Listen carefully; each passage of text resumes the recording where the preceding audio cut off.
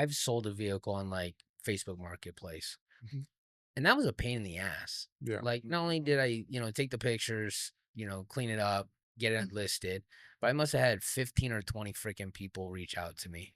A million and 10 questions. Everybody wants to come look at it and test drive. Most of the people that showed up didn't even have cash to pay for it. Or if they did, it was like a really stupid lowball offer. Um, I can definitely see why a seller would prefer to just drop it off at a public auction. Oh, yeah. Get me as much as you can get for it. I'll take the highest offer you get, and be done with it, right? Because like, what else does a seller have to do to sell a car at a public auction They just have to be the legal owner and have a heartbeat. and just drop it off with the keys, right? And I mean, they need to be alive long enough to sign the consignment for them. And it's even easier to buy. Yeah. Yeah. So the seller does. Unfortunately. So the seller doesn't do anything. Just drops off the car. You like the It's got to be free of liens. It's got to be, Yeah. in their name. They own it. There's no strings attached. So when the new owner gets it, it's going to be a nice title for them, all that. Gotcha. And then you guys handle the pictures, handle Yep. the description, the inspection report. Well, we don't call it an inspection report anymore. We call it a check-in summary. So we want people to be so informed on the vehicles. We actually let them test drive. Mhm. Our insurance guy doesn't like that we let people test drive because it's so many cars and so many, people just going around. But we just do what's called a check-in summary, and it's just like, hey, what did we notice? Was it smoking? Does it smell weird? Basic things that you would pick up really, really Major quick. engine noises. Is it shifting okay? Does the AC blow cold? Does the radio work? Just major things. And then Yeah. you just notate that in the report. And then So you make that available to buyers who are interested in looking at the cars. yes, it's not gospel. So it's a guide that you're supposed to use when you come down and actually preview yourself. Gotcha. It is highly encouraged that you come down and you look at it, and that's why it lets you test drive. You can plug in your scan tool, you can bring the mechanic, check the fluids, make sure the oil and the coolant aren't mixing, all the major things. You can drive it and do all of these checks for yourself so you can make a bid that's appropriate for that vehicle. Nice. And so I can come down, I look at it, test drive it, take a look at your guys's report on the vehicle. The vehicles, they start at like, how's the bidding process work? So everything starts, I think nowadays at $50. We sold a car 2 weeks ago for $50. We've sold a car for $50 numerous times. After fees, it is more expensive. But if we're selling a $50 car, it's not good. It's a Yeah. bad car. Gotcha. It's worth the tires. It's worth somebody who says, hey, I'm going to take the time and part this car out. That isn't for somebody looking for, an everyday driver that's good on gas. Sure. At the end of the day, it's still an opportunity. Yeah. So To someone.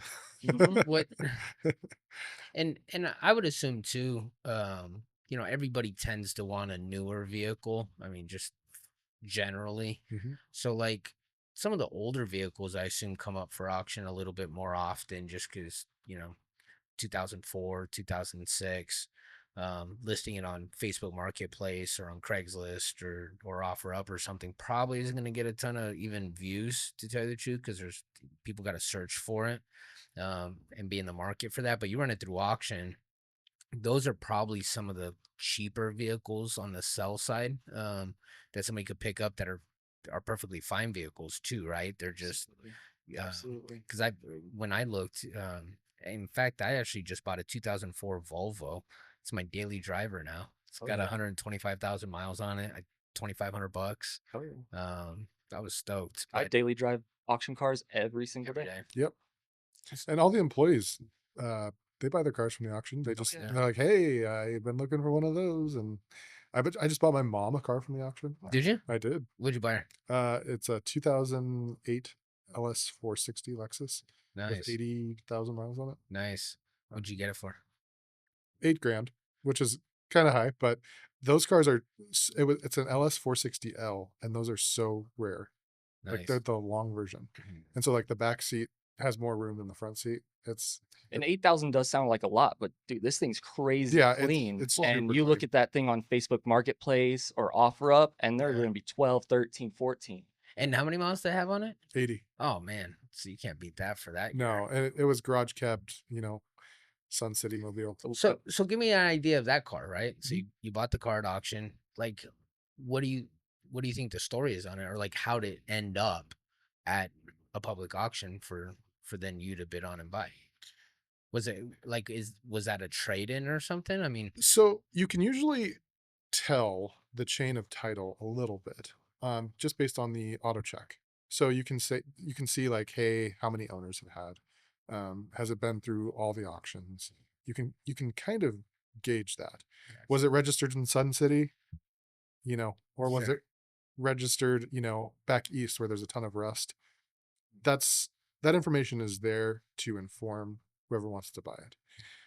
The thing is, most people need to understand that they need to read that stuff. So it just empowers them more when they're aware of where the vehicle came from. Good point. So between the inspection, the intake report, Mhm. and you provide the auto check Oh history yeah, Yeah. on the the vehicles VIN too. history report. It's kind So of like Carfax. yeah, and then preview and test drive, you can get a pretty good gauge of what you're getting Absolutely. between those for the most part. I mean, obviously with any car, you can't see Yeah. what's inside the engine or Can't hit what's the in the highway with yeah, it, you yeah. know. But for the most part, you can get a pretty good gauge of like probably what the story is. Now, you guys don't typically know the history of the cars. I mean, cars come from a whole bunch of different vendors, clients, Well, there's a lot of like you said, personal people. bankruptcies. Personal people will drop off their own personal cars. They're like you said, it's kind of difficult dealing with people on Facebook or OfferUp, and they just drop them off, and it's just their personal vehicle. So sometimes they will tell you. Sometimes you look in the glove box and you can see their history or their receipts, and if you just go out and inspect, you can find out a lot more about the vehicle.